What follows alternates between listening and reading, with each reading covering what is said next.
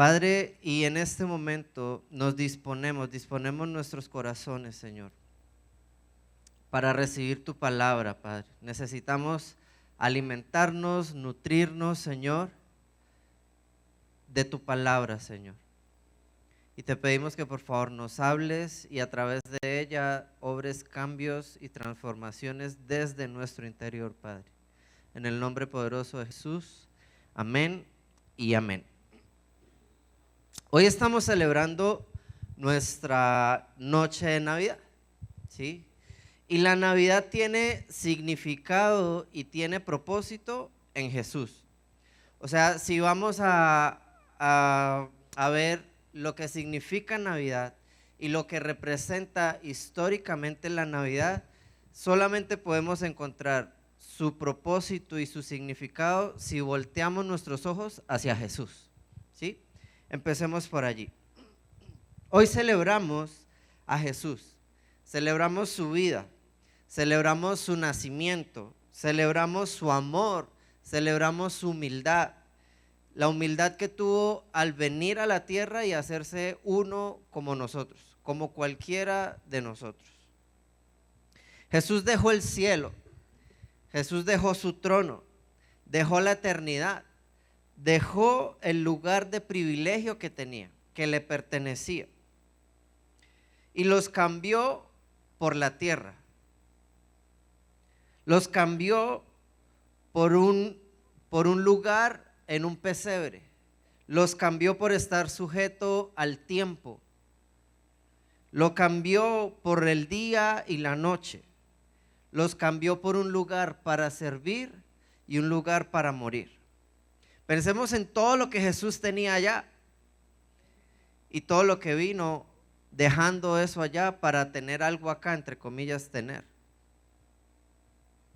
Sabiendo que al dejar el cielo abriría la puerta para que muchos pudiéramos entrar en él. Suena raro eso, ¿no? Que Jesús haya tenido que dejar el cielo para que nosotros pudiéramos ir allá, para que nosotros pudiéramos entrar en él. Que al dejar el trono que le pertenecía, muchos también decidieran dejar el trono de sus corazones para que nuevamente Dios se pudiera sentar en esos tronos. Hoy celebramos que Jesús haya dejado la eternidad para venir a traernos vida eterna. Jesús tenía eternidad, sí. ¿Nosotros teníamos vida eterna? No. ¿Jesús estaba en el cielo? Sí. ¿Nosotros teníamos acceso al cielo? No.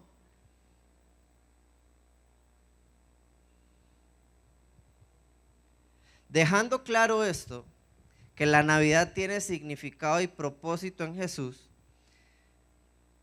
hoy no quisiera hablar de Jesús, pero sí quisiera hablar de dos personajes bíblicos que Dios usó para que Jesús pudiera venir a habitar en medio de nosotros. Y dos personas que seguramente mientras Jesús estuvo aquí en la tierra lo influenciaron de una manera enorme. Dos personas que tuvieron que ser un hombre y una mujer excepcionales, como ningunos otros, tan únicos que Dios escogió a José y a María para que ellos pudieran ser los padres de Jesús aquí en la tierra. Vamos a mirar rápidamente lo que nos dice el Evangelio en Lucas capítulo 1, versículos 26 al 38. Vamos a estar leyendo en Nueva Traducción Viviente. ¿Lo tenemos? Sí. Dice: cuando Elizabeth estaba en su 6º mes de embarazo, Dios envió al ángel Gabriel a Nazaret, una aldea de Galilea, a una virgen llamada María. Ella estaba comprometida para casarse con un hombre llamado José, descendiente del rey David.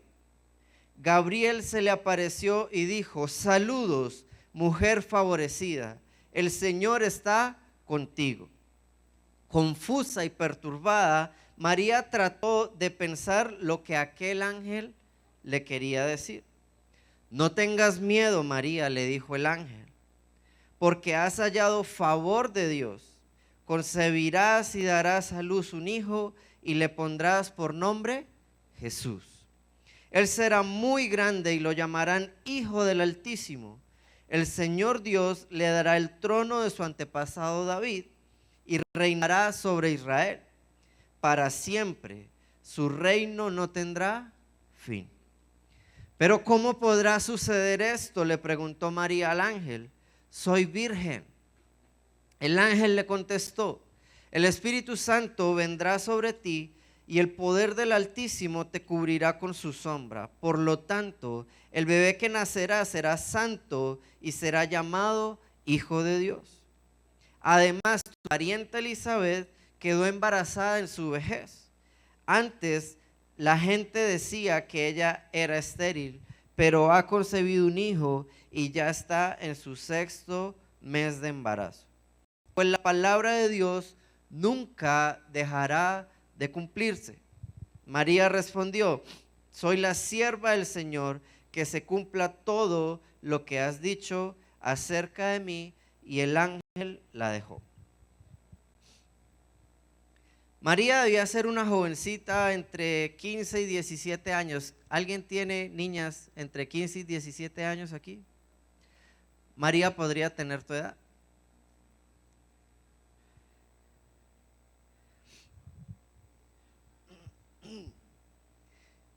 Y lo que parecía ser un día normal terminó siendo el día que marcaría la vida de María para siempre.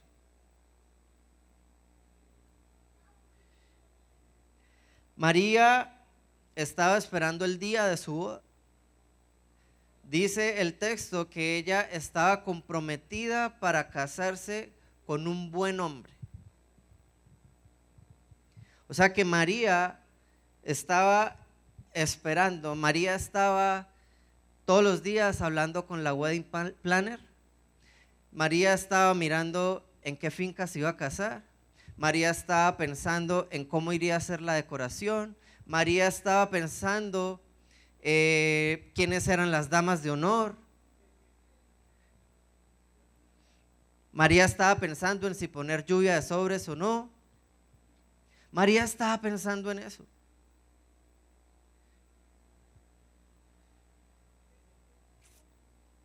Se iba a casar con un buen hombre y de repente un ángel se le aparece y le dice: saludos, mujer favorecida, el Señor está contigo.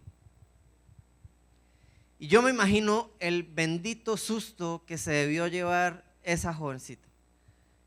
O sea, era el susto. Así sería el pánico que ella empezó a sentir, así se le aceleraría el corazón. ¿Alguien ha estado asustado alguna vez? Pero que le suden las manos, que se le revuelque el estómago, que usted siente que las piernas no lo soportan, que piensa que se va a desmayar, que el corazón se le acelera a 1000. ¿Alguien ha estado así? Pues esta niña, mujer de 15, 16, 17 años, acaba de escuchar la voz de un ángel, porque para nosotros hoy es normal decir: ay, es que en la época de María se aparecían ángeles y le hablaban a la gente, pero en la época de María todavía eso no sucedía muy a menudo. Y a ella le tocó. Estaba tan asustada que el ángel le tuvo que decir: no se asuste, no tenga miedo. Algunos de ustedes, cuando se han asustado, les han dicho: no tengan miedo. ¿No les ha pasado que a veces cuando ustedes están tristes, qué le dice la gente? No esté triste. Yo cometía ese error con mi esposa. Le decía: no te pongas brava cuando estaba brava. Ay, Dios mío, eso no funciona. Y a María parece que no le iba a funcionar tampoco, pero el ángel le dijo: no te asustes. Ella: ajá, sí, bueno. Y resulta que lo peor para María vino después del saludo. Pues hablando lo peor, ya me van a entender por qué. Porque en el saludo está bien, se le aparece un ángel, pero le dice: has hallado favor. eres una mujer favorecida delante de Dios, Dios está contigo. Y uno dice, bueno, bien, chévere. Pero ¿por qué digo que lo peor, entre comillas, viene para María después? O sea, ahora sí se va a asustar más. Porque dice, ya no solo, el ángel no le dice, porque ya no solo era que el Señor está con ella, el Señor está contigo, sino que también le dice que va a quedar embarazada. Y para rematar, ni el hijo, ni el nombre del hijo se lo deja escoger. ¿Y por qué? ¿Cuántas mujeres en nuestra época podrían responder como María a Dios si les tocara una situación de estas? Empecemos por allí. ¿Para qué? Para entender el contexto histórico, el contexto religioso, el contexto social de la época. María era una mujer soltera, judía, comprometida. Yo pienso que de pronto María, si hubiera estado en nuestra época, hubiera dicho, Señor, ¿no se te ocurrió otra mejor manera de demostrarme tu favor? Porque es que no sé si caíste en cuenta que soy mujer, que soy judía, que me voy a casar y no puedo estar embarazada antes de casarme. Porque lo que viene para mí es la vergüenza, la deshonra, el juicio y la muerte. Esa era la secuencia. Ella podía quedar, en el mejor de los casos, siendo la deshonra de su familia, juzgada, señalada, abandonada y siendo madre soltera, en el mejor de los casos, porque la tradición lo que decía era que ella debía morir apedreada, ¿sí o no? Sin embargo, ella decidió aceptar el llamado y la asignación de Dios para su vida, aún sabiendo, conociendo, siendo consciente de las consecuencias que aceptar esa decisión le traería a su vida. La primera respuesta de María para el ángel no tiene nada que ver con duda, más bien muestra la inocencia y la pureza del corazón de María. Cuando el ángel le dice, ya no solamente que Dios está contigo y que eres una mujer favorecida, sino que vas a quedar embarazada y que ese hijo va a ser el Hijo de Dios, María responde, pero ¿cómo va a ser eso si yo soy virgen? No fue una respuesta de duda, no fue una respuesta de decirle simplemente eso es ilógico, sino fue una respuesta de inocencia, fue una respuesta de pureza. Pero la segunda respuesta de María es tal vez una de las mayores lecciones de humildad y de obediencia que podemos aprender nosotros de cualquier personaje en la Biblia. María le responde en el versículo 38 al ángel, soy la sierva del Señor, que se cumpla todo lo que has dicho acerca de mí. No solo era una respuesta llena de humildad, también era una respuesta impregnada, empapada, sumergida en una fe impresionante. Si Dios dijo que ese bebé iba a ser su hijo y que su palabra nunca deja de cumplirse, pues Dios iba a hacerse cargo de ese niño y de que María pudiera estar bien para que ese niño naciera. Dios se iba a arreglar con José para que José pudiera proteger a María.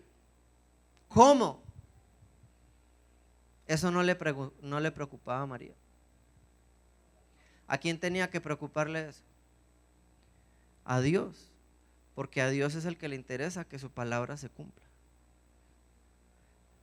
María no empezó a decir, ¿y cómo va a ser? ¿Y yo qué digo? Y no, María dijo, Señor, soy tu esclava, dice otra versión, soy tu sierva, que se haga en mí como tú dijiste. Y a nosotros muchas veces nos falta esa humildad. A nosotros muchas veces nos hace falta ese tipo de obediencia. Pero también sobre todo nos hace falta ese tipo de fe para creer que si Dios está diciendo algo, nuestro problema es creer. El problema de Dios es cómo va a ser para cumplir lo que Él dijo.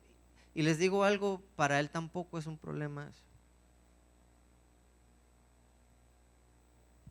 La mayor dificultad que podría enfrentar Dios para que esos planes que tiene con nosotros se hagan realidad no es el cómo, es que nosotros creamos.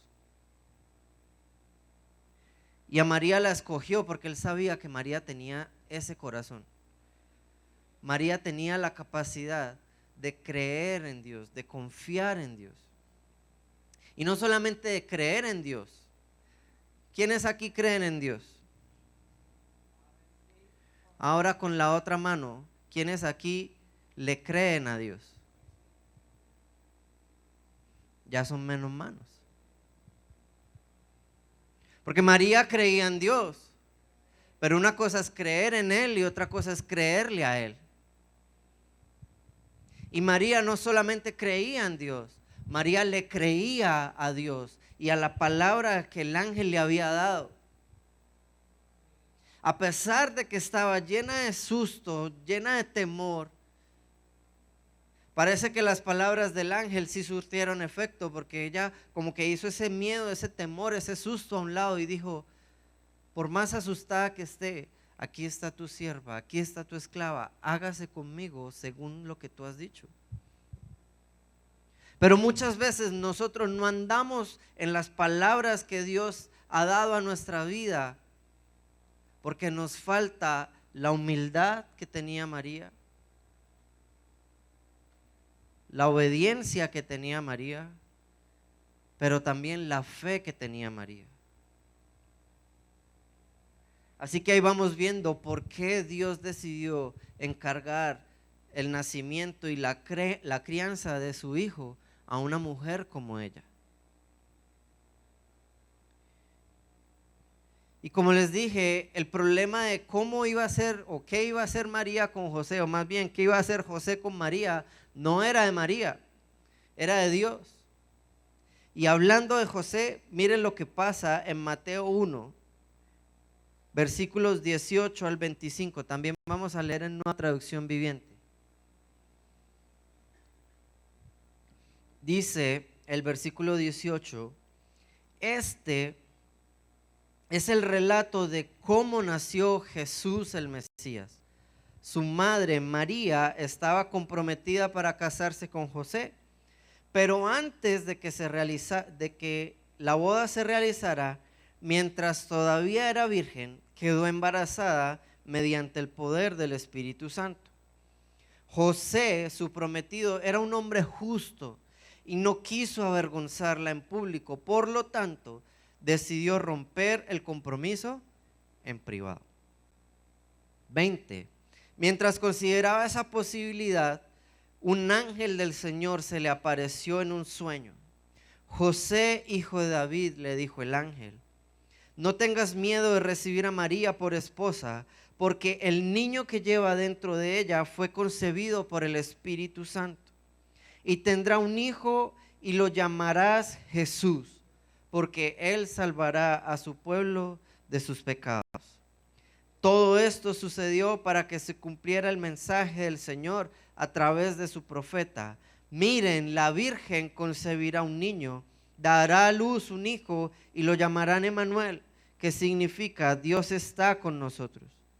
Cuando José despertó, hizo como el ángel del Señor le había ordenado y recibió a María por esposa. Pero no tuvo relaciones sexuales con ella hasta que nació su hijo, y José le puso por nombre Jesús. Y lo que nos muestra este panorama del verso bíblico es que José debía ser un gran hombre. Para que en la Biblia lo llamen justo, es porque era un hombre intachable. porque la conducta de él delante de la gente y delante de Dios debía ser irreprochable. Y José sí debía amar a María, porque aún antes de recibir la revelación que recibió a través del sueño, él estaba haciendo planes de cómo no afectarla, de cómo no avergonzarla, de cómo no deshonrarla, a pesar de que a sus ojos y a los ojos de la gente, María ya lo había deshonrado a él. Pero José tenía un corazón justo, José tenía un corazón correcto.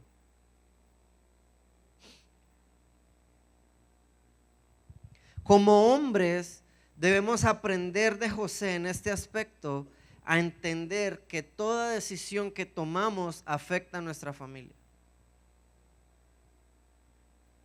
Y eso no solamente para los casados. Tú como hombre afectas con tus decisiones la vida de tus papás, la vida de tus hermanos, la vida de tu familia, de tus amigos, de tu novia. Afectas tu vida.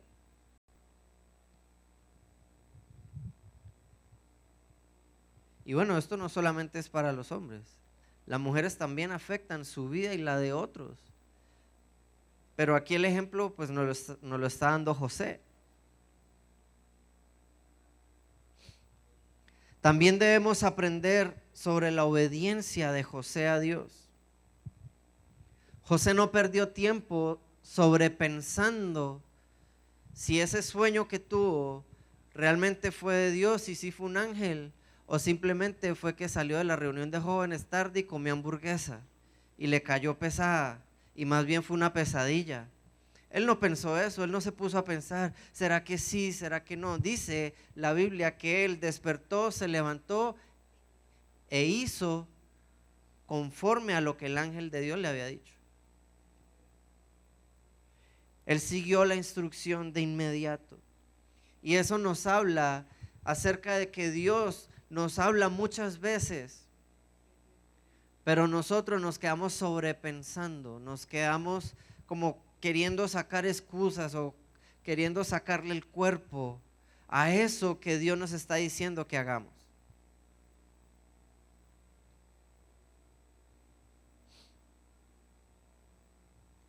José y María deben ser modelo para nosotros como hijos de Dios en nuestros días. No se ven muchos hombres, ni solteros ni casados, como José hoy en día. Y si hablamos de las niñas, creo que tampoco salen muy bien libradas. No hay muchas como María, ni solteras ni casadas. Pero nosotros como hijos de Dios los tenemos a ellos como modelo.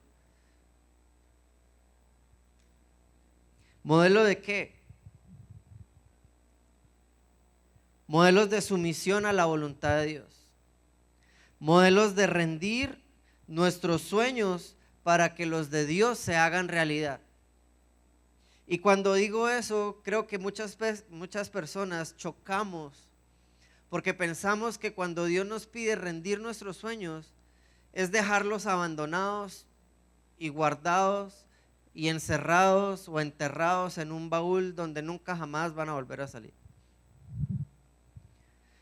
Pero lo que he aprendido yo leyendo la palabra y viendo personas a mi alrededor y aún con mi propia vida, es que cuando uno es capaz de rendir sus sueños a Dios para hacer los sueños de Dios realidad en nuestras vidas, al final esos sueños terminan cumpliéndose.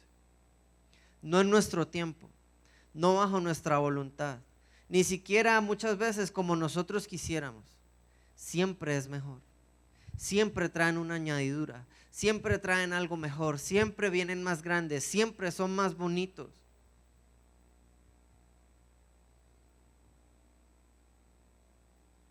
Cuando Dios nos pide que rindamos nuestros sueños a Él, no es porque necesariamente nuestros sueños sean malos o porque Dios sea un malo y tirano que dice, no, sus sueños no son para hacerse realidad, son solo los míos, no. Lo que pasa es que muchas veces, si Dios nos permitiera hacer nuestros sueños realidad, sin tener un corazón rendido a Él, esos sueños hechos realidad sin Él nos llevarían a la muerte.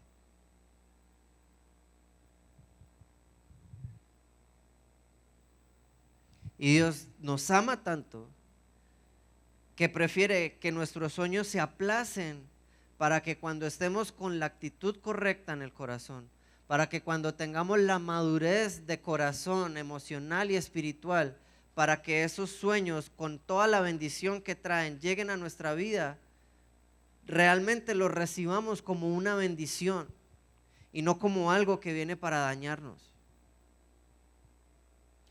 Y María y José pudieron haber dicho, o no sé, tal vez María pudo haber dicho, voy a tener el niño y de pronto José no me va a querer.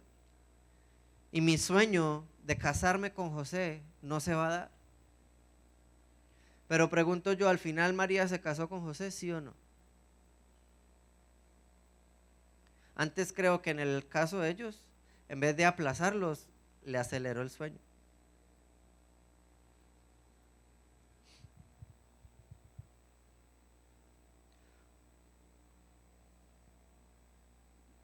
Dios es perfecto, Dios es sabio y Dios no ve las cosas desde donde tú y yo lo miramos, no los ve al mismo nivel. Desde donde Dios está, las cosas se ven mucho mejor. Dios tiene una mejor perspectiva de tu vida, de tus planes, de tus sueños que tú mismo.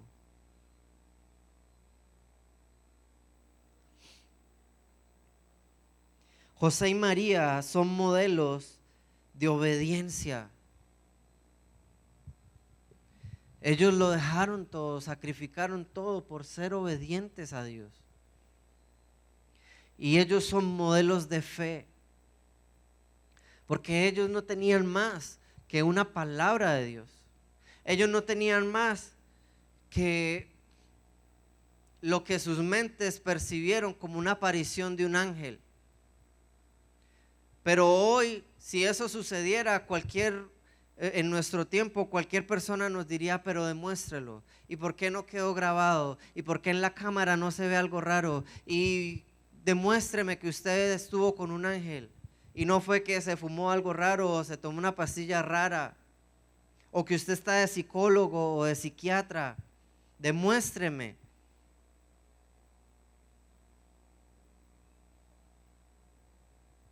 Y se lee muy fácil lo que la Biblia narra, pero si vamos al detalle, a mirar un poquito más de cerca la realidad del momento, podríamos imaginarnos lo duro que debió ser para ellos hacer la voluntad de Dios. A veces pensamos que las cosas con Dios serán más fáciles, pero estamos equivocados, porque las cosas con Dios no son más fáciles, pero sí son posibles. Imaginémonos por un momento lo que debieron soportar María y José: murmuración, chisme, juicios, críticas. Pero también imaginémonos que por un momento somos nosotros los escogidos para traer al mundo al Salvador. Lo mínimo que yo esperaría, si Dios me dice que me va a dejar a mí como un padre encargado de su hijo, es que por lo menos nazca en la Foscal, en la San Luis, en la Chicamocha, en el Internacional. Yo por lo menos esperaría que si el Hijo de Dios va a nacer, pues haya un doctor y una enfermera. Porque como es el Hijo de Dios, pues es que hay niveles de niveles, ¿no? Y como es el Hijo de Dios, pues debe ser el nivel.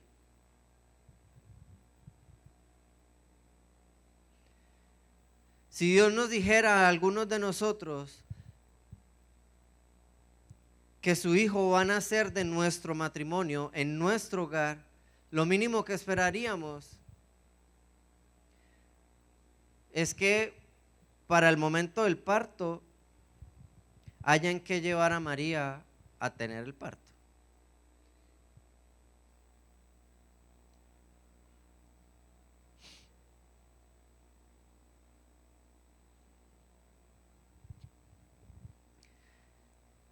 A María y José les tocó irse de viaje.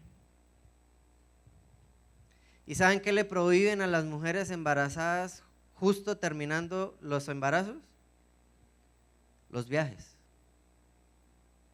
Y uno podría pensar, pero si es el Hijo de Dios, ¿no se supone que eso lo pone en riesgo? ¿Que no se debería hacer? Y uno pensaría, bueno, por lo menos iría en avión, en jet, para que fuera rapidito. O bueno, está bien, en un bus doble piso, que en el primero ella se pueda acostar ella sola y José vaya ahí al ladito.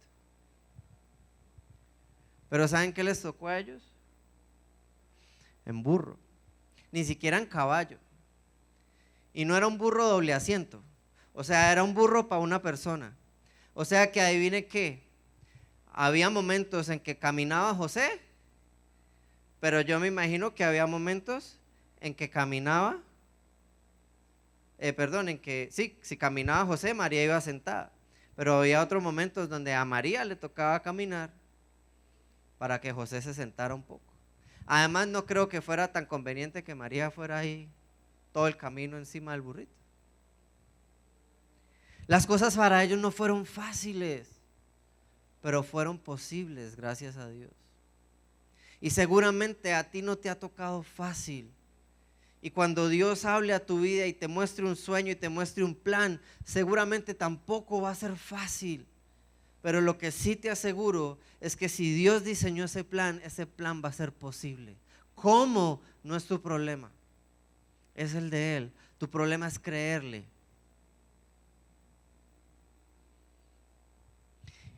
María y José no solamente viajaron al momento del parto, tuvieron que viajar pocos días después de que el niño naciera. Y hoy uno diría, listo, el parto fue lo difícil, porque no había hospital, porque no había clínicas, porque no había quirófano, porque no había médicos, porque no habría unas condiciones de salubridad óptimas.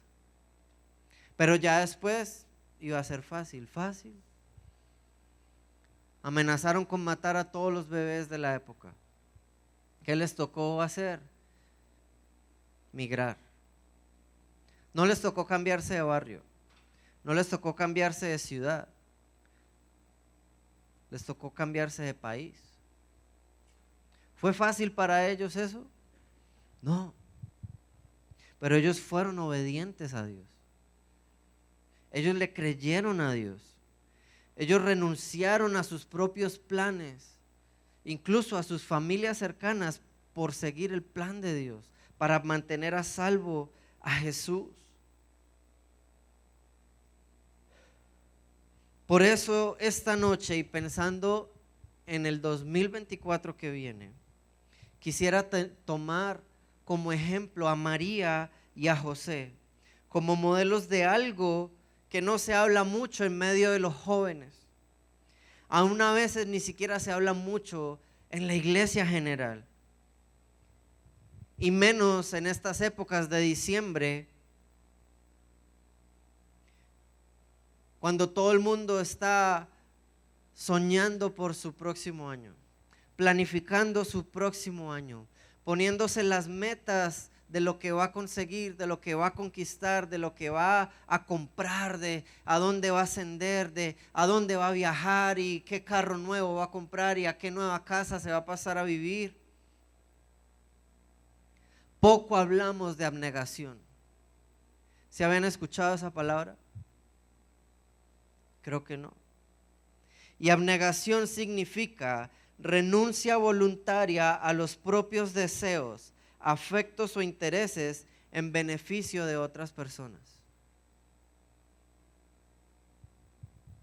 Termino con esta pregunta.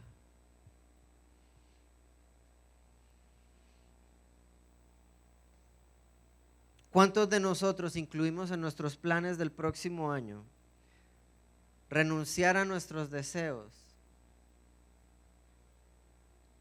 afectos o intereses por el beneficio de alguien más? ¿Cuánto estamos dispuestos a renunciar a lo nuestro para que otros puedan ser bendecidos por Dios a través de nuestra vida?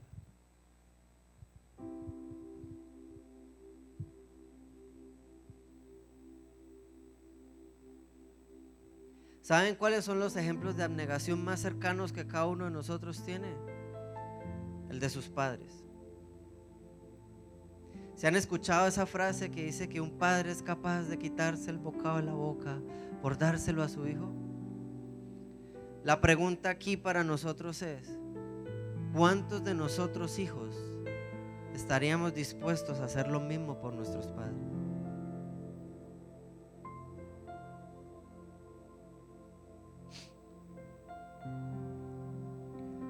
¿Cuántos de nosotros hemos renunciado a algo en nuestra vida por bendecir a nuestros papás o por bendecir a un hermano, a un amigo? A nosotros se nos ha enseñado es: ve por lo tuyo, ve por más, tú te lo mereces, tú eres el campeón, tú tienes que ser el número uno.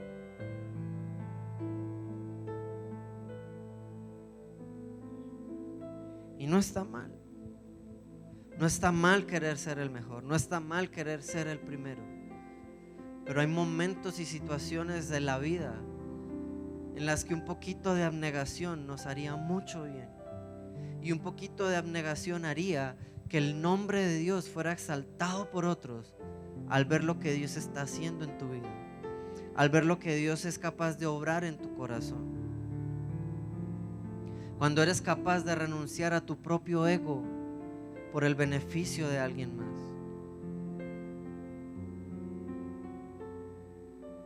Y creo que un poquito de eso nos enseña la Navidad, ¿no? O sea, en Navidad como que todo el mundo se sensibiliza y dona regalos y dona ropa y como que quiere reconciliarse con las personas. Pero eso no debería ser solamente algo de las 2 últimas semanas del año. Eso debería ser una actitud de nuestro corazón, muy de seguido, como algo más común, como algo más normal en nosotros. Abnegación. Y no solamente por las personas. Tú serías capaz de abnegarte a tus propios deseos por hacer la voluntad de Dios.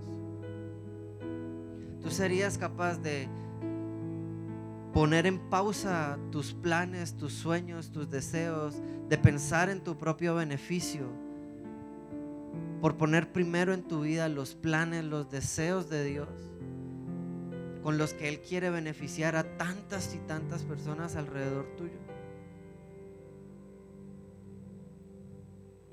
A veces soñamos con ser superhéroes y con tener superpoderes.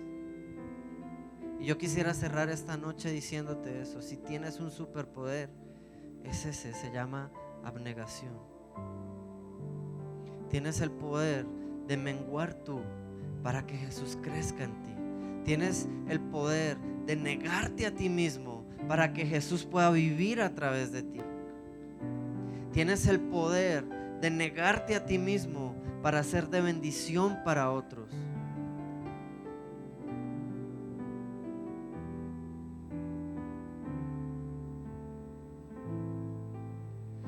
Cuando vayas a hacer tus planes, tu lista de deseos, tu mapa de sueños, como lo quieras llamar, para el siguiente año,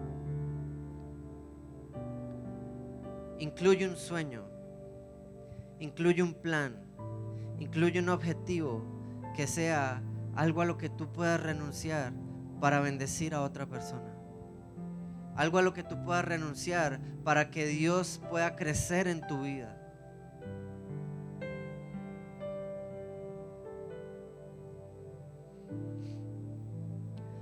Porque Dios nos ha dado el poder de bendecir a otros.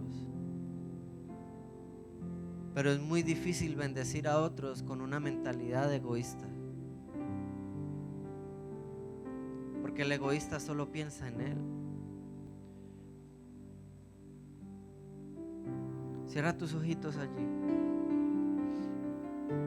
Vamos a celebrar la vida de Jesús siendo como Él.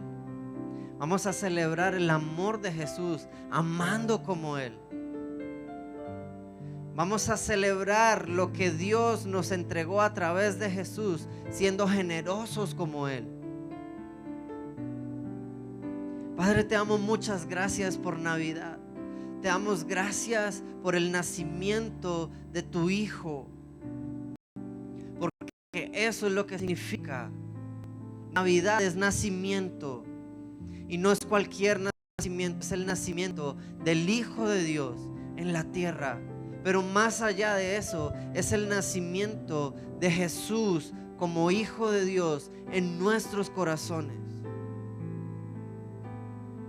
No el nacimiento de un bebé indefenso, no el nacimiento de un bebé que no puede hablar, no el nacimiento de un bebé que podríamos manipular. El nacimiento del Hijo de Dios, el Todopoderoso, al cual debemos rendirnos, al cual debemos someternos, al cual debemos exaltar, al que no podemos manipular, al que no podemos engañar, delante del cual no podemos aparentar, porque Él lo sabe todo, lo conoce todo, lo ve todo. Hoy celebramos ese nacimiento. Gracias por vivir en nuestros corazones. Gracias por vivir en medio nuestro, Jesús. Gracias porque tú viniste a reparar nuestra vida, a darle luz, a darle brillo, a poner de nuevo color en nosotros, en lo que somos, en lo que hacemos, en lo que vemos, en lo que decimos. Gracias por enseñarnos que la vida no se trata de nosotros. La vida verdadera, la vida abundante, la vida eterna, Señor, se trata de ti.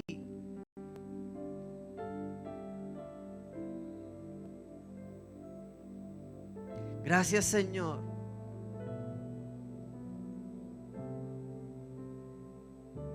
Porque tú nos incluyes en nuestros planes. Gracias porque nos has mirado con ojos de amor, con ojos de compasión, con ojos de misericordia. Y como a María un día le dijiste, hoy le dices a estos jóvenes y jovencitas, son hombres y mujeres favorecidos por Dios. Son hombres y mujeres a los que Dios ha mirado con favor, con gracia. Y así como le dijiste ese día a través del ángel a María, Señor, tú les dices esta noche a estos hijos tuyos, no temas, Dios está contigo. No temas, yo estoy contigo. Y ese niño que un día nació a través de un parto, a través de María, es el mismo que hoy vive, mora en nuestros corazones. Gracias, Señor. Gracias por permitirnos celebrar que nuestro Dios ha nacido, que nuestro Redentor, nuestro Salvador ha nacido y que sigue vivo, Señor. Porque no eres un Dios de muertos, eres un Dios de vivos. Y no eres un Dios muerto, eres un Dios que vive, Señor. Gracias, Padre. Gracias por lo que fue este año para Contracorriente, Señor. Gracias por todo lo que nos permitiste vivir sábado tras sábado en este lugar. Gracias por cada vida alcanzada. Gracias por cada joven transformado. Gracias por cada corazón que tú tocaste, Señor. Gracias por cada amigo que pudo venir. Gracias por mantenernos a los que ya veníamos desde antes, Señor. Y gracias, Señor, por los que han de llegar, por los que han de venir, por los que vamos a invitar, por los que nos van a acompañar, por los que van a hacer crecer, Señor, este grupo de amigos, Señor. Qué bueno sería que en este momento Dios trajera a tu memoria e hiciera subir a tu corazón el nombre de esa persona que tú tanto anhelas, que conozca a Jesús. Vamos, piensa en esa persona.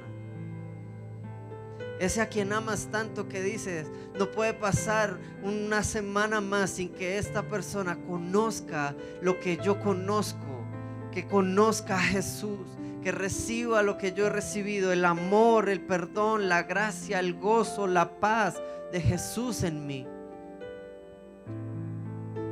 Gracias, Padre, en el nombre de Jesús. Gracias por permitirnos celebrar tu vida. Permítenos, Señor, tener muchos más tiempos como estos, de compartir entre amigos, sabiendo que tenemos un Padre que se goza, que se alegra junto con nosotros, Padre. En el nombre precioso de Cristo Jesús.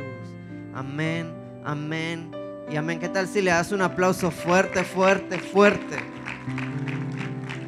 Los dejo con Dani, que les tiene un anuncio especial. Démosle un fuerte aplauso a Dios por la vida de Adri. Gracias, Adri.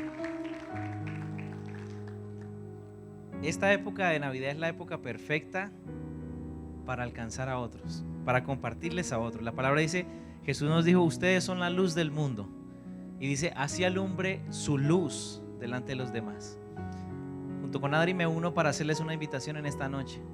Que en esta Navidad ustedes sean luz, ustedes y yo seamos luz para otros.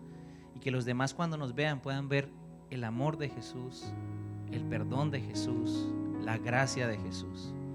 Que en esta Navidad tu familia vea la luz a través de ti. ¿Y cómo va a ver esa luz? Con tus buenas obras, con tu amor, con tu dar sin nada que esperar. De esa manera alumbramos. Amén. Ya para terminar tenemos un compartir especial que queremos compartir, valga la redundancia.